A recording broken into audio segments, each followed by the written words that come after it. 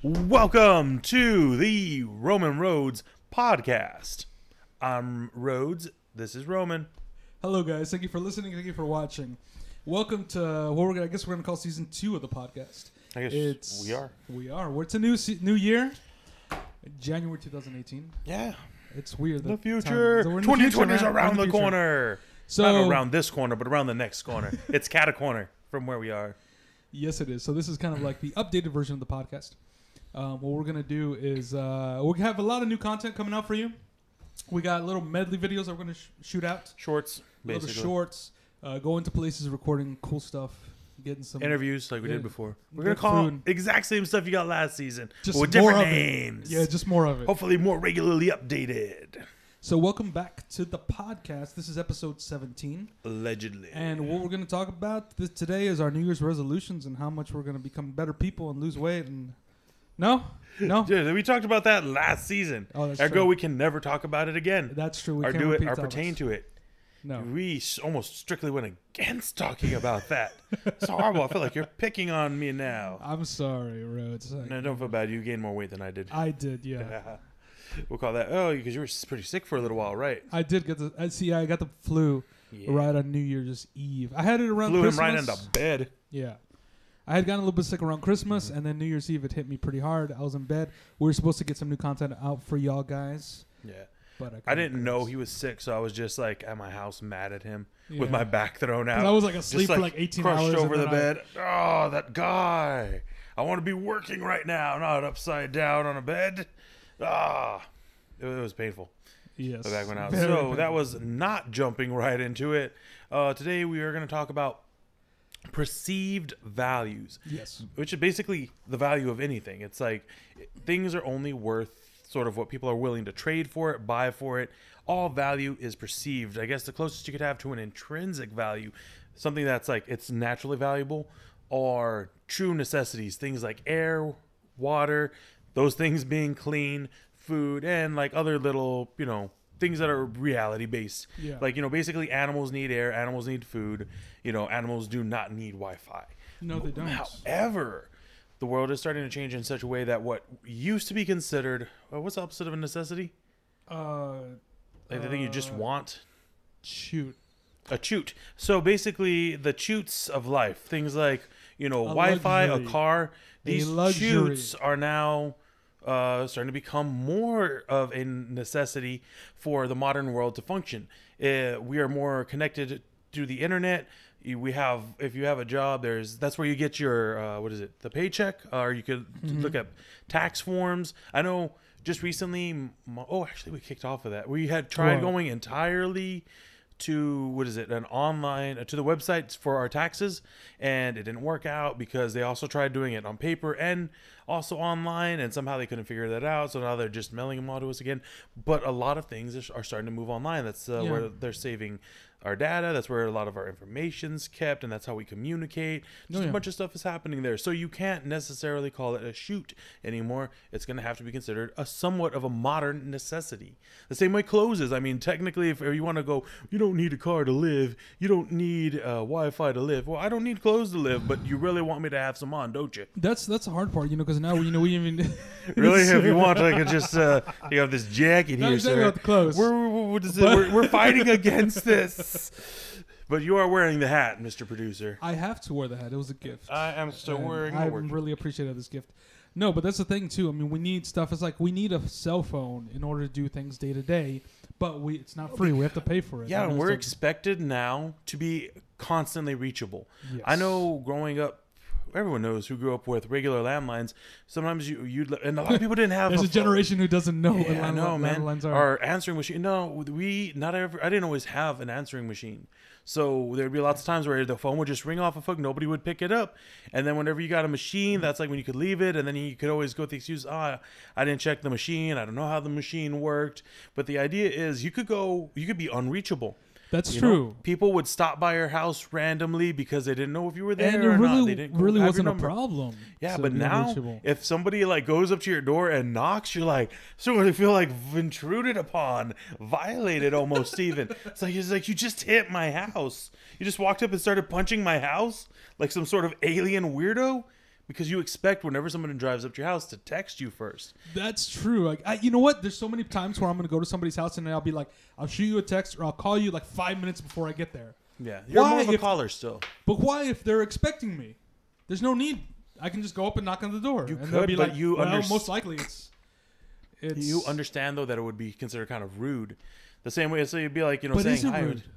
It is, if you think it is. I mean, what is a rudeness? It's a breaking of a social norm. So if it's socially normal enough, then going against it is considered rude. Right? Well, that's the basic breaking down of it.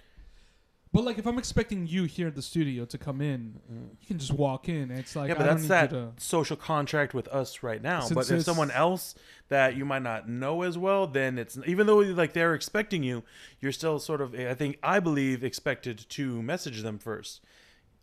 So it's but like, it's not necessary. If they're already expecting you. Yeah, but that's the whole point. Is it's not a true necessity. It's a shoot, and it's like it's like usted and the Spanish proper and itu. Yeah, like in Spanish, there's like calling somebody by their first name versus calling them by their last name to show authority. It's not necessary. We don't need names at all. You could point at someone and be like, "Hey, you." I could do it, and you'd get the gist of it. If you weren't making eye contact, and I go, "Hey, you," and start talking to you, either somebody's standing really close to you behind, which is creepy, or I'm trying to communicate with you. It's not necessary, but just because it's not necessary to like function and live in a reality, it's necessary to maintain the society that we've developed. Just to maintain the rules, the structure. Now, don't get me wrong. Like, I'm all about breaking down the structure sometimes. Like, if we want, but I'm kind of in a penny for a pound, man. I mean, like, sometimes you got to push it a little bit. Yeah. I mean, I grow my hair out sometimes. I forget to shave for, 2 days at a time. And, sometimes you play with it a little bit. But I'm not going to outright break it down.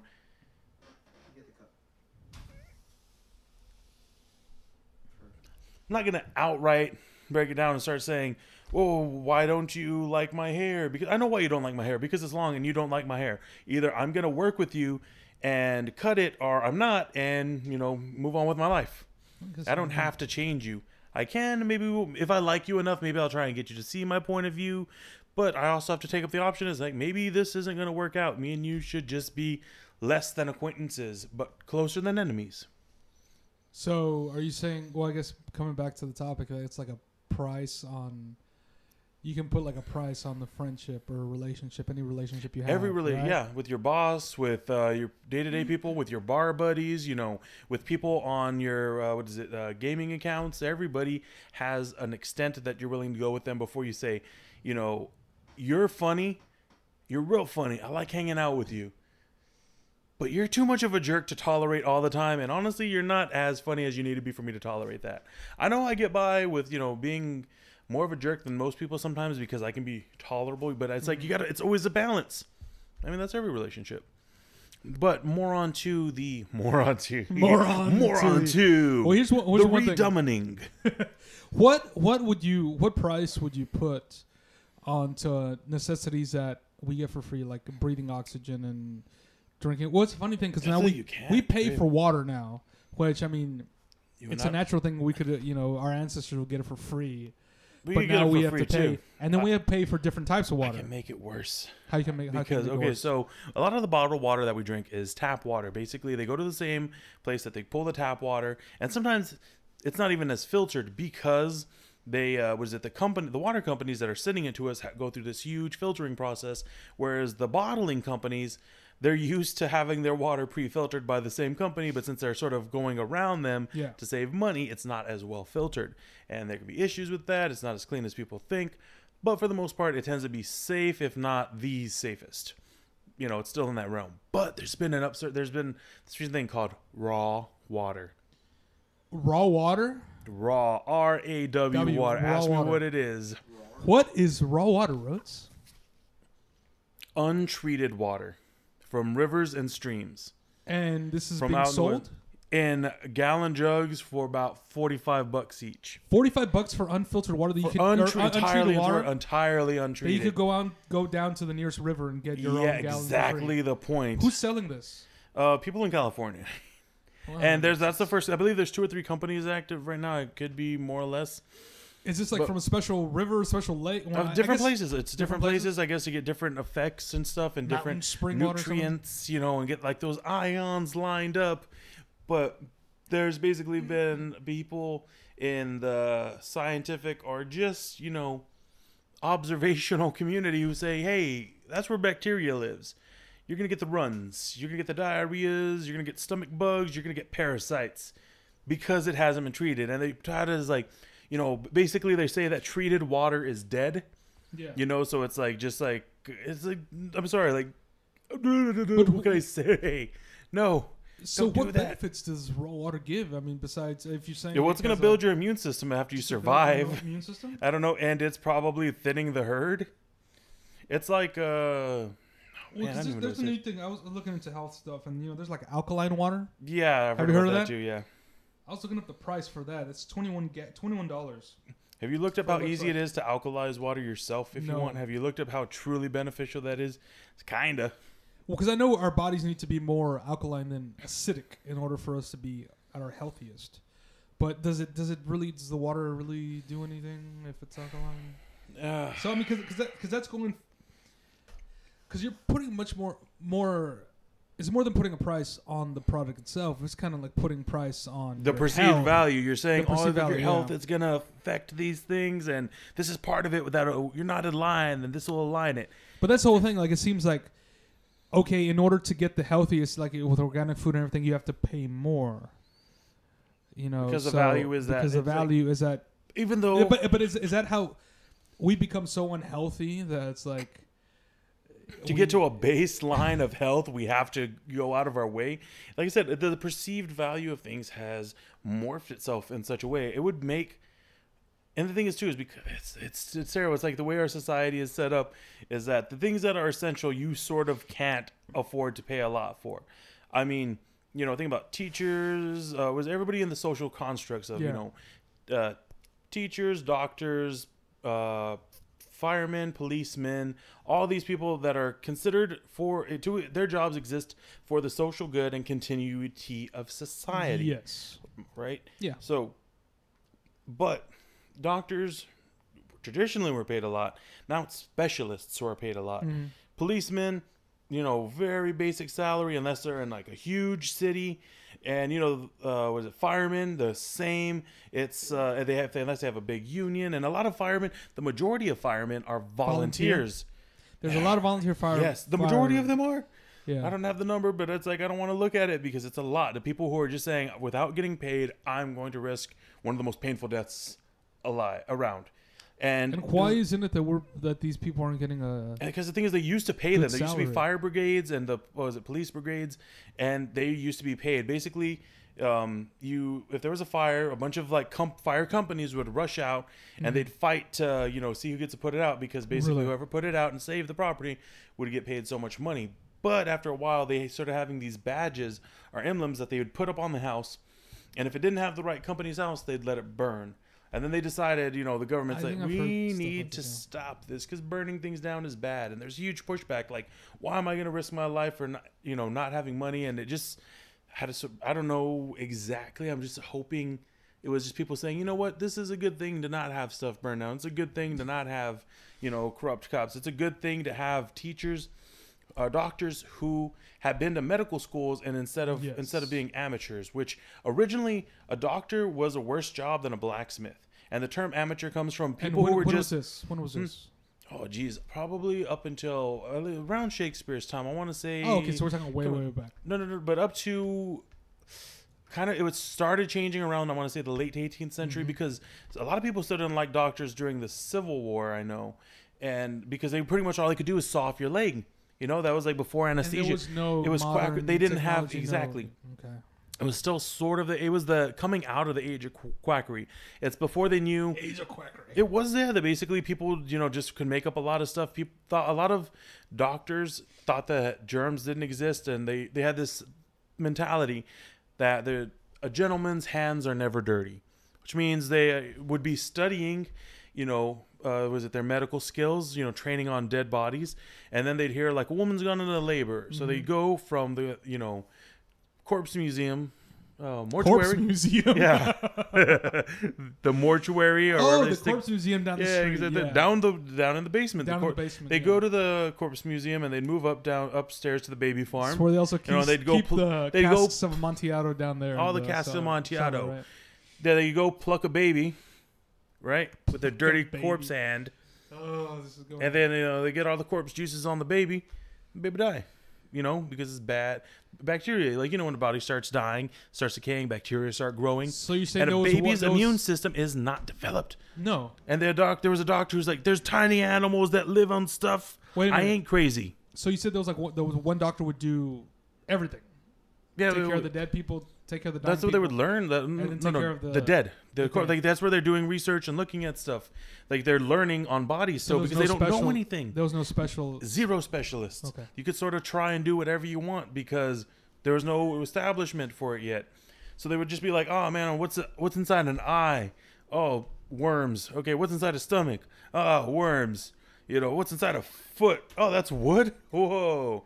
And we're like, Doctor so and so. There's we're going to make another person. You want to come and check it out? And he was like, not only do I want to come and check it out, I want to catch it. What's inside a womb? Boom. Explosions. Oh, yeah, because lots of explosions. That's like where we learned that we were still learning because they would still sometimes use, they had gas throughout all the mortuary. Bodies. They didn't have proper storage, so they're leaking out their juices, creating methane, mixing with whatever gases they were using to light the place. They turn out, everything was like gas lamps. Boom! It was dangerous, super dangerous times. We should go into this a little deeper. This doesn't sound interesting. Animals on people's hands kill you. They're called germs. They didn't believe germs. They said the gentleman's hand, just the fact that they were like well raised, went to good schools, meant that they never smelled. They didn't get dirty hands. They just didn't believe that's how things worked. Because they valued themselves so highly that they thought reality shaped itself around it. So they're putting a perceived price on themselves then? Exactly. Okay. That's. Oh, next perceived value. Yes. Okay. And a lot of those, I thought you were going to the pay-to-play games for some reason. What I was going to bring up was actually I was going to ask you how much you would pay for oxygen. Because there's a thing called oxygen bars. Yeah. Going back to the water since the 70s. Since the 70s? Yeah, man. I was looking at this up the other day, and I thought it would connect real well with this topic. We know how much Japan would pay for it. China buys air. Was it captured here in America? And like the springs, they sit it there and they'll take deep breaths of it. It's like but just Spaceballs. The air. That's what I was thinking. Spaceballs. Bags and little like bags. Because I was looking, there's a couple oxygen bars here in San Antonio. I didn't even was aware that they had some here. They're called forests, right? They're like spas, and they do like oxygen inhalation therapy. What else do you do with oxygen? I guess there's a lot of things. You just breathe in. I guess pure oxygen. I don't know, but they're paying up to $30 for 15 minutes. It doesn't say anything about any flavor here. In the one I'm looking at, I know that there are some flavored ones, but it's like. I understand the air is not as pure as it once was, and there's a lot of pollution and everything. But I mean, to pay $30 for 15 minutes of pure oxygen, I mean that seems kind of. Have you ever had pure oxygen? I've never have.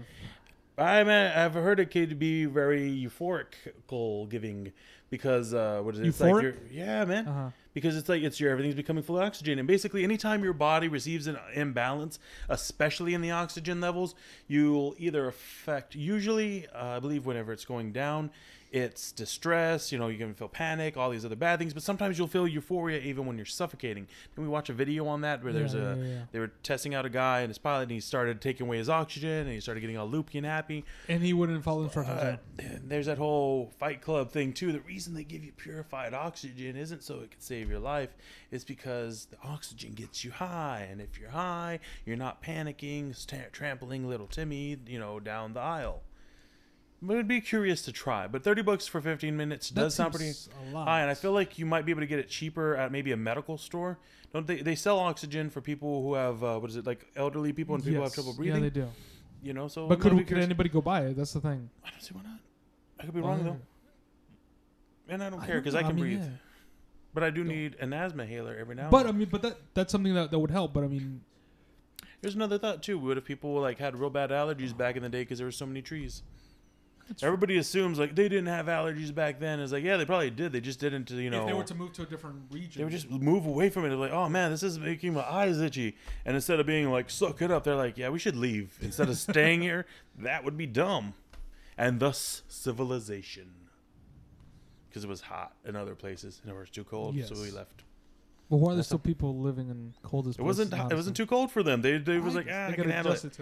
I always thought there's parts of Russia where they send people for punishment because it's so cold that they can only bury bodies during like the height of summer. Because the ground's frozen. Frozen solid. Yeah. But there's people who live there regularly who are just like, meh. And it's just like, that's their life. But it's all about because that's how they were born and raised. And it's like, it's not bad for them.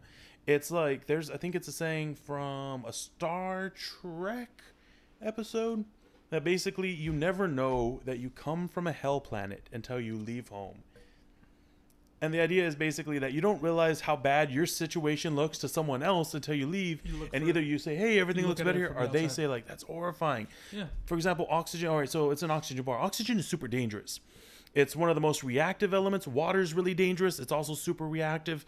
I know water can sap the minerals from the things around. That's why it can cut through rocks. If you have an iron and it's not specially designed to hold even like distilled water water is the most purified kind of water, so allegedly supposed to not have any minerals in it. You put it in any container and it'll start absorbing it, just sort of destroying it, and that's why you shouldn't reuse plastic. Exactly, it makes it more. And you'll notice if you use a plastic bottle over time, it starts getting more flimsy. Regardless if it's in the sun or not, the sun will speed it up, but having water will make it faster. Yeah. That's why I think stainless steel, it can handle it, and I think certain types is so. Oh yeah, well, but basically though, it's like that's super destructive. So while we're always looking for like we need this perfect Goldilocks zone planet that's just balance of all this right stuff, and every other alien is like, dude, why don't you guys interact with like unreactive gases? You're from a hellscape. There's water everywhere.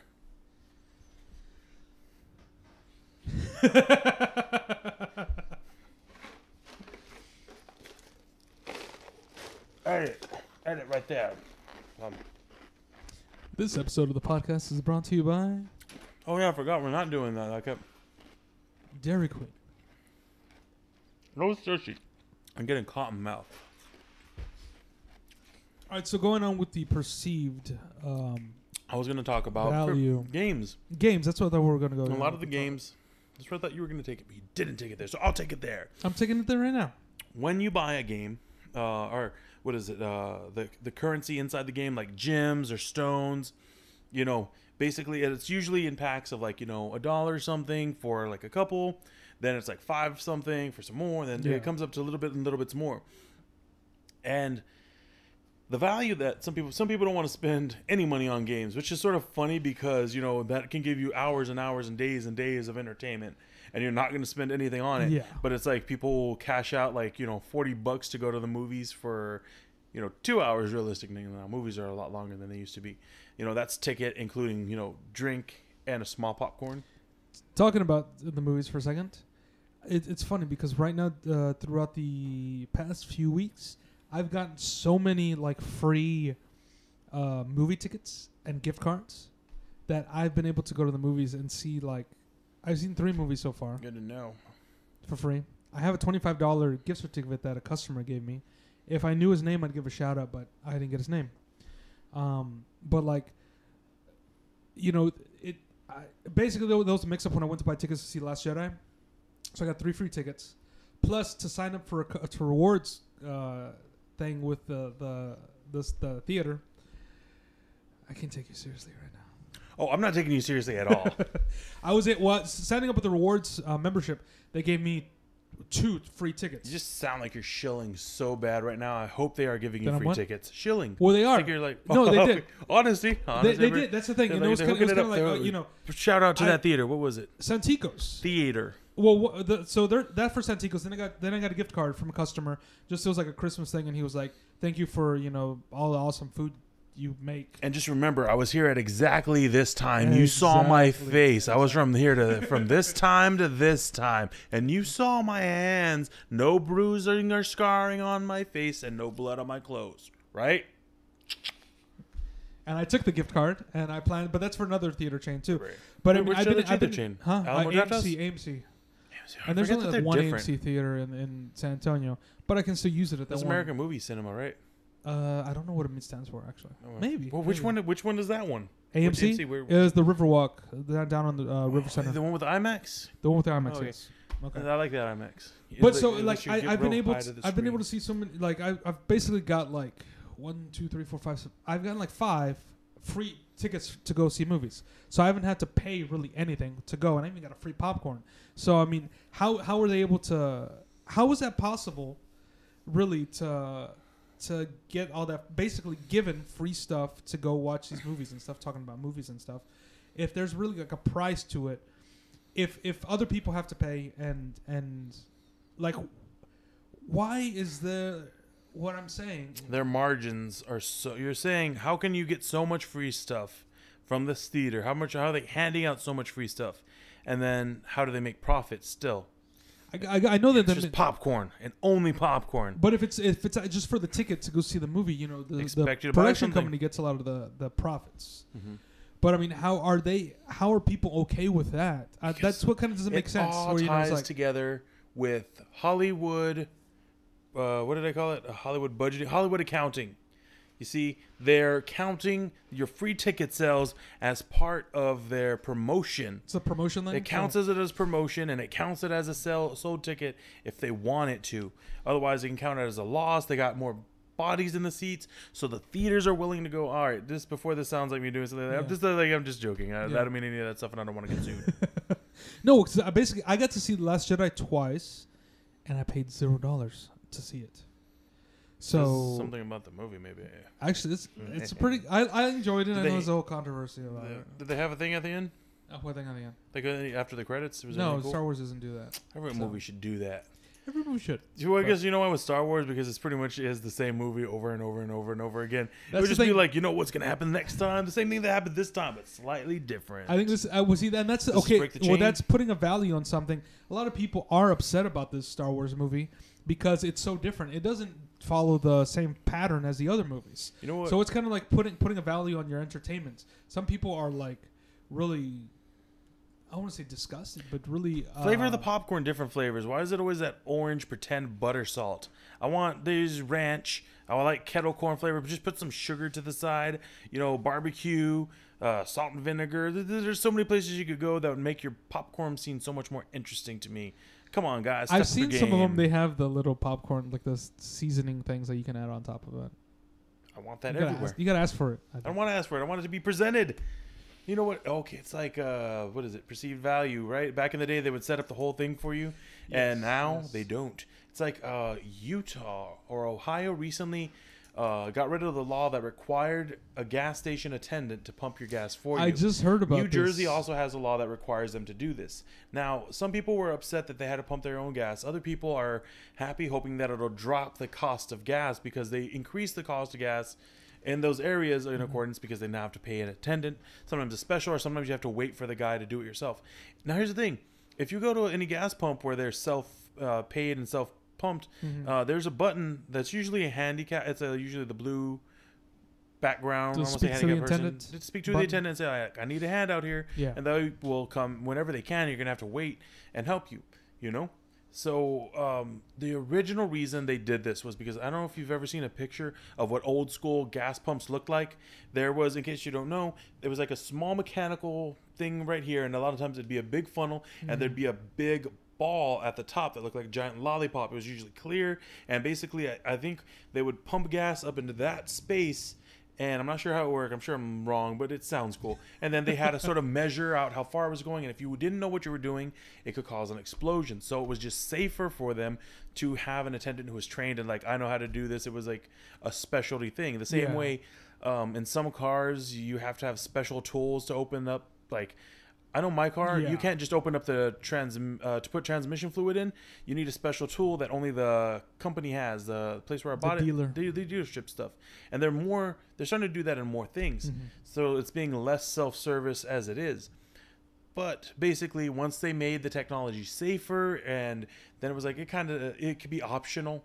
But some places wanted, I guess some people fought for it. There's a whole bunch of things. But basically, It's like something we don't need anymore, but some people have a value of it. They like the idea. Just a service. Perceived just, value. Just say perceived value, even to if it feel doesn't like you're being here. taken care of. Yeah, and somebody's doing what they know. Also, too, a lot of times they wouldn't just do the gas; they would do the windows. They would check your fluids and check your air pressure, which I'd put value in that. I don't know how much more I'd pay per gallon of gas to get that, but that's one thing. The place where I go get my oil changed, they do all that. They do the vacuum. They check all the stuff. What vacuum? Huh? What vacuum? They vacuum the car. Really? Where do you get your... Here in Lytle, what? I think it's called Lytle Oil Exchange. What? I've never heard... Oh, wait. Is that the one that's kind across of from next Family Dollar? Yeah, I think I know where that's... And I know the owners. They're very cool. They're very nice. And they have other businesses. But the whole thing is like you go in, they'll check the oil and everything. They'll check your filters. They'll do the vacuum. They'll check all the fluids and everything. And they'll set them up. And that's no extra charge. Sounds like all old school. Yeah, that sounds pretty good. And that's pretty cool. I mean, that's... Well, what are you paying for then? You pay for the oil, whatever the oil and the oil filter that you're going to use. So it comes out to I have one of those, about $30. I spent a little bit extra and got one of those air filters that doesn't have to be replaced. It's like a K and Y or K. I don't know what it is, but it's awesome. Really? It's like I never have to replace it. Cool. You just clean it. Super industrial. Oh, that's the other one too. There's basically this thing. They talk about, speaking of perceived value, how expensive it is to be poor. Basically, the idea is if you, if you're poor, you buy a $25 pair of boots, right? That lasts about 3 months, however many months. But if you're a little bit richer, you can buy a $100 pair of boots, and that lasts you your whole life, right? Yes. So, how much does a filter cost? Maybe what, $3? What'd you say? I'm not quite sure. I haven't bought one in a while. Do you know? Well, anyway, it's a few bucks, right? And you change one, a couple times a year, maybe, probably more, depending on where you're driving at. Mm-hmm. I'd say in a bigger city with more stuff in the air, probably more.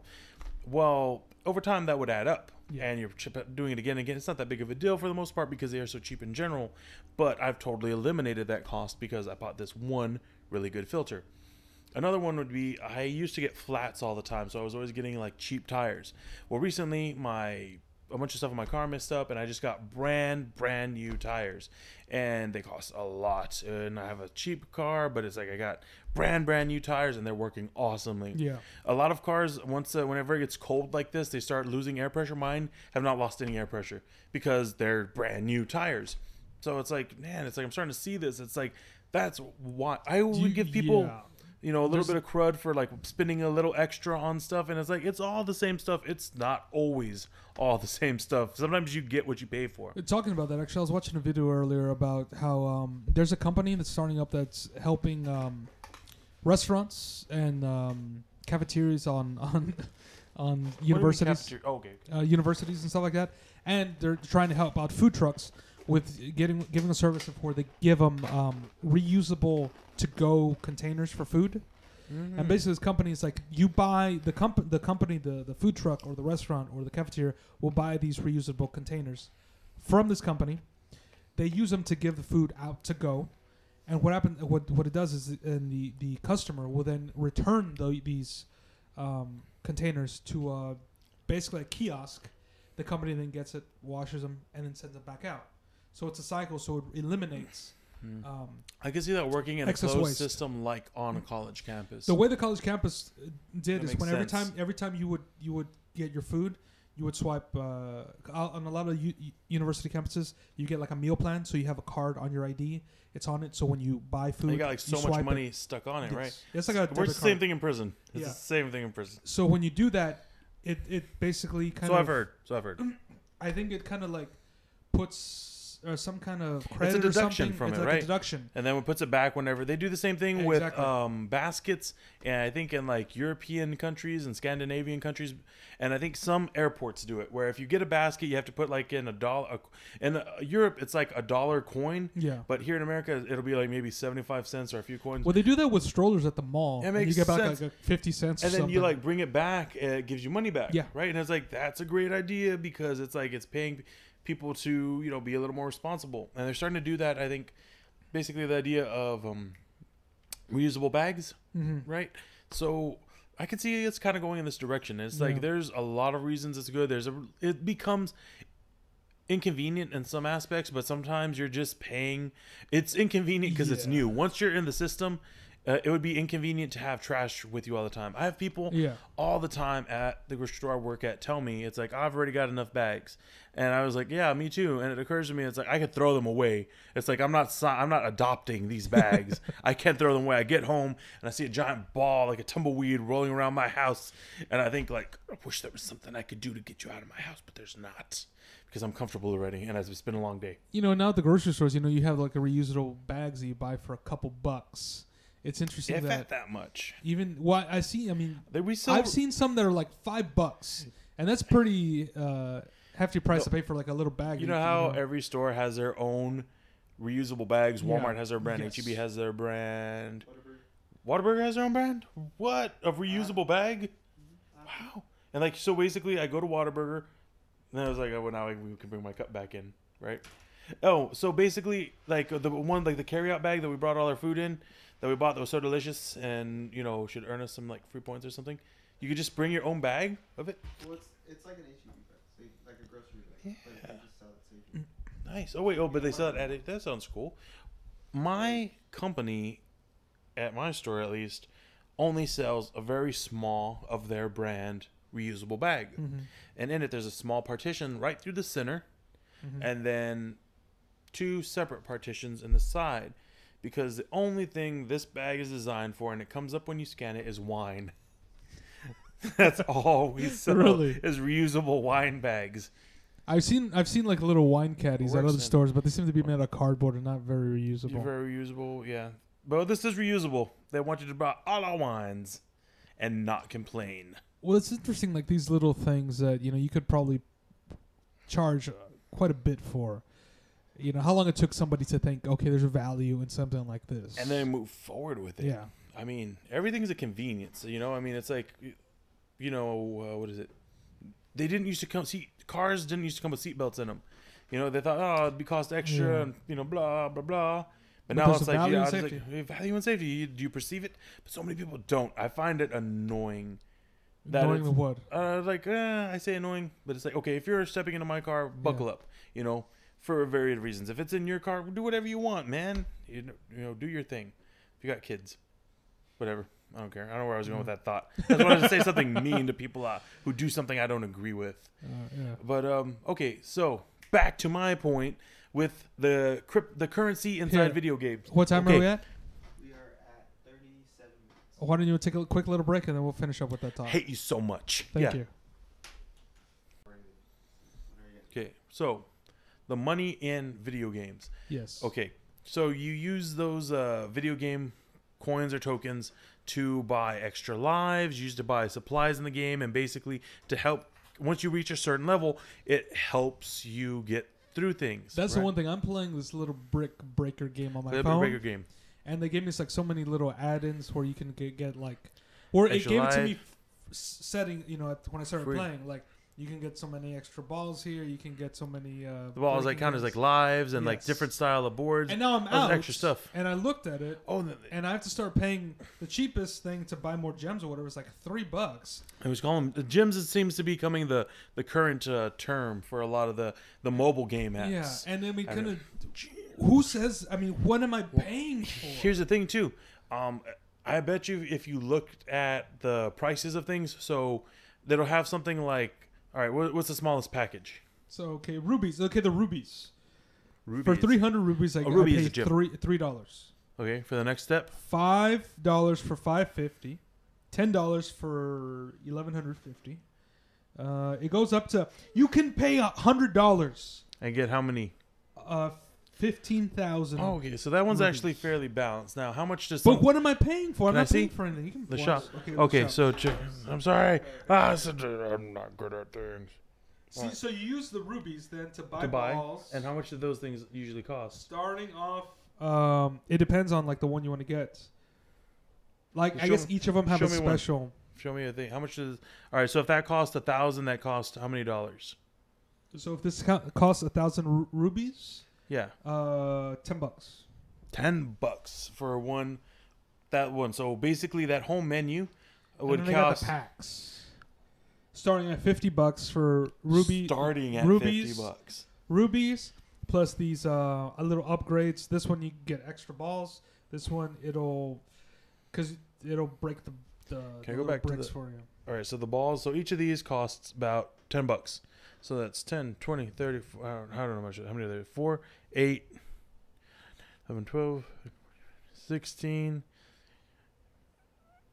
So it's 22 times 100, $2,100. Yeah. To buy just these little pretend. What? To buy what? A video game. It's You're not buying nothing. It's nothing. Here's the thing, though. All right, this one actually is pretty straightforward, but I've seen in some of the games they'll do something where it starts off. It's like, for $3, it's like 50 crystals. Then for $5, it's 150 crystals, and then for $8, it's 210 crystals. And they start doing this weird math where the numbers don't start directly line up, and then whenever you purchase something, they don't directly line up. So you'll always either be short crystal, you'll either be short credits, points, or money, or you'll have some left over. And the idea being, if you're short, you'll want to buy more. If you have one left, you don't want to leave it in there. And it's basically they change your perception on value because you're not spending things right. A good example would be, okay, you've been to Mexico, right? And I've been to Mexico. I want to go back. Have you? A lot of people want you to go back. And when you went to Mexico, their currency is worth less than ours. Yes, it was 15 to 16 pesos to the dollar. Right, and a peso is their dollar bill, like right? their dollar, yeah. Their basic dollar. Yeah. Okay. So, say a person, like how a lot of people do, come up to visit family in America or Texas, either or, because they're not the same. Here's an interesting thing. We went. I had a story. There's an exchange. I'll let you. Okay, there's talking an about the currency yeah. exchange. Go to currency exchange. Talking about the currency, we went to a bank to see if we could buy pesos before we went to Mexico. They said they only bought pesos, exchanged into dollars. They wouldn't exchange dollars into pesos. But there's an exchange, and we said, well, we'll wait. At the airport, there's a little kiosk, and there was a little lady there, and we could exchange currency, and she had different kinds of currency. But there was a fee. I don't remember exactly what the fee was, but it was pretty pricey to exchange it. When we got into Mexico, we were riding around with the family members, and we said, we need to exchange more dollars into pesos. And the guy said, there's shops down in like basically the downtown of the city of Guadalajara. Yeah. They'll do it for you. And he said, we'll find the best one. And there's like, it's like almost funny? Like fast food restaurants here. Yeah. There was like little shops. And he said, I think this one's good. And we went in, and they were giving the price more, but there was no fee. You know what's funny? Can I tell you something that'll make you probably funny? You could have gone to like El Patron Pizza because they accept pesos, and you could have gotten it back there. Probably. But no, you could have. Yeah. Also, a lot of the border towns accept pesos, and you could have like just asked them if you could switch it out.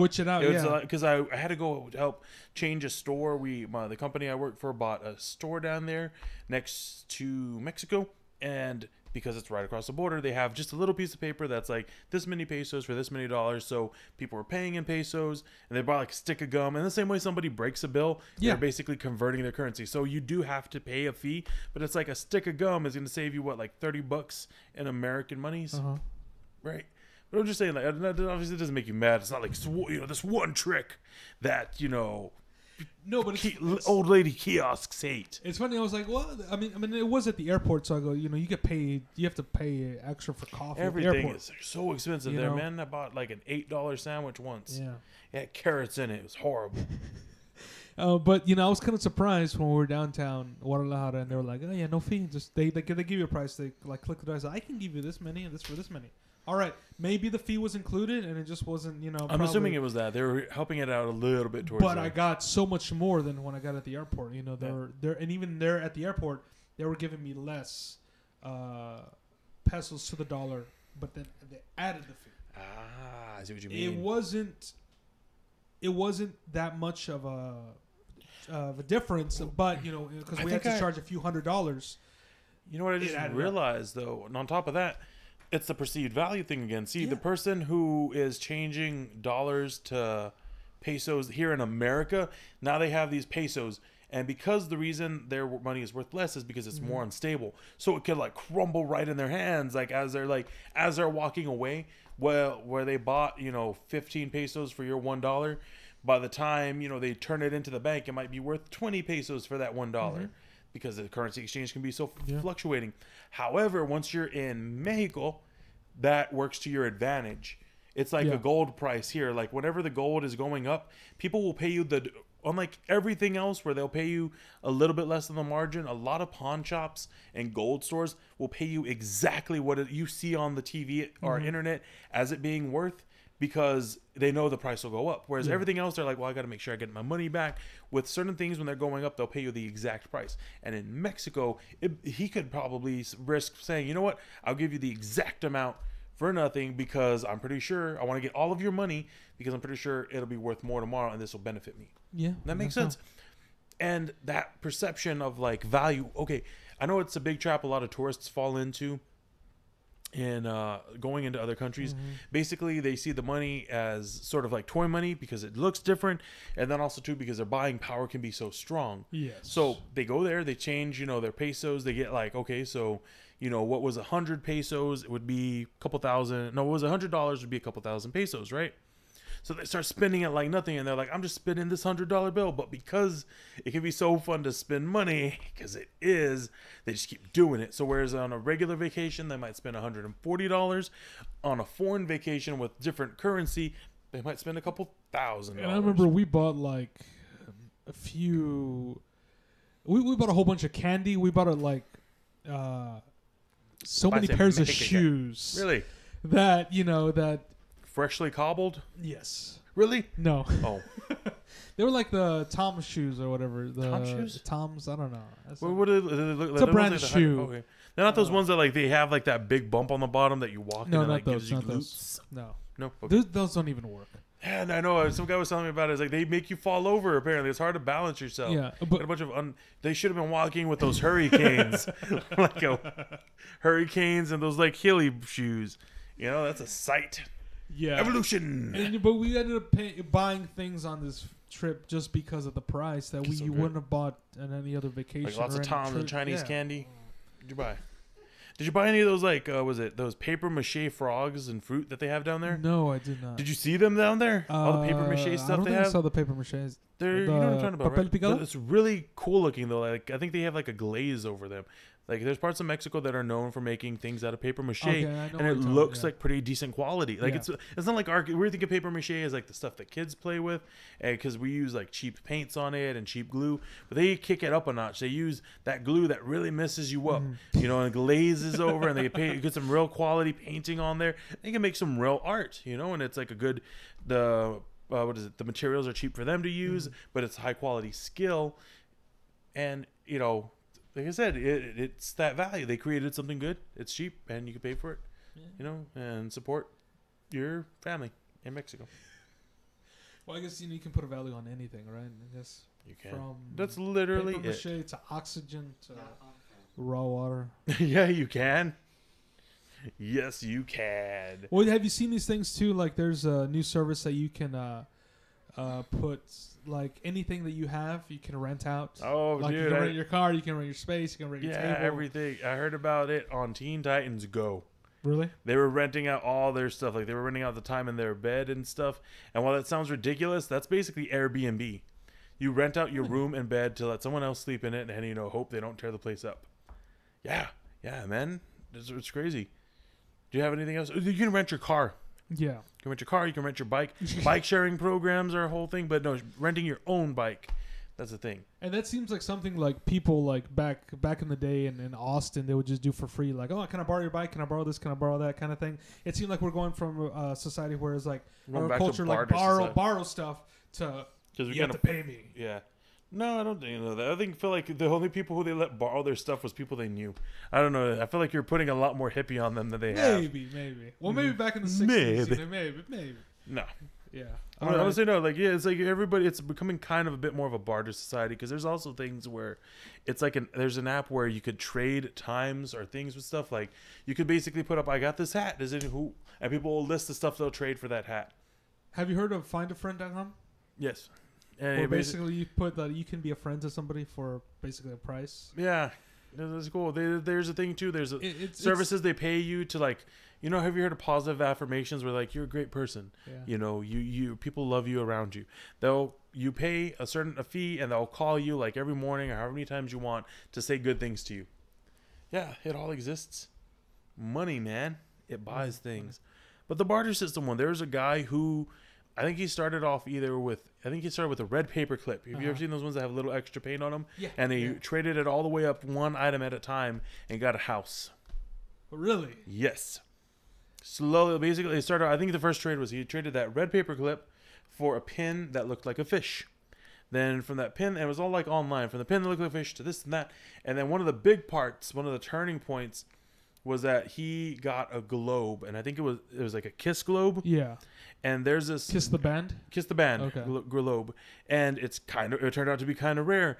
And there was a actor / director producer who is like a snow globe collecting maniac. He loves them. And like whenever the guy brought it, he's like, this will complete my collection. I'm so excited of it. And to trade that globe, he exchanged it for a role in an upcoming movie. Mm-hmm. For that role in an upcoming movie, he exchanged it to a town to be auctioned off and exchanged a town. Gave him a house. Basically, they didn't give it to him, but they gave it to him in the sense that I think like it was like under the government's ownership or something. So he still had to pay taxes on it. It was free to receive, no transaction fees, but moving forward, he'd have to pay the land tax, all the regular ownership things. He just dropped that big block. It was just like, that's amazing. How long did it take him to go through all this? Maybe a year and a half. Wow. Not the biggest. Because I remember we had like a little game at school that they made us do to practice communism. So practice, getting the value of things. This land is my land. Where we had to go and trade things. That song is communist. Look it up. Yeah. No, it is. What grade were you in? I think in high school. It was, really? Yeah, where it was like, okay, I'm going to give you this. You go try to talk someone into trading something better to see basically how far you can get something that's the most value. Man, but I don't remember the details of the thing, but I mean it was an interesting exercise. See if everybody remembers this one. Like, all right, man, sell me this pen, right? And it's like and then what do you say? Write down your name. I don't have a pen. There you go. I gotta sell a pen. It's you creating a need. It's all the need is always relevant to what your situation is. Like, there's the whole thing. What would you want, on a desert island? And it's like, oh, I want.